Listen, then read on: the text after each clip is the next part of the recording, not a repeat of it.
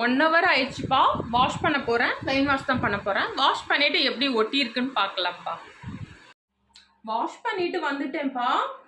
ஒரு 40% தான் ஒட்டி இருக்குன்னு நினைக்கிறேன். நீங்களே பாருங்கள்.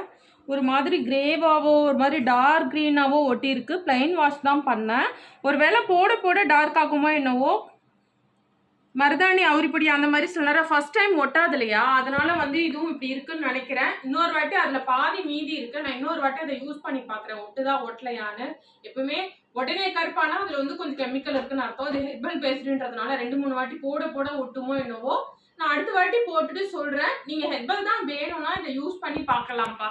அவ்வளோதான்ப்பா. உங்களுக்கு இந்த ஹேர் வீடியோ நல்லாவே பார்த்துக்குங்க. ஒட்டியிருக்காமா? இல்லைம்மா, ஒரு 40% ஒட்டி இருக்குமா? யா, மேபி.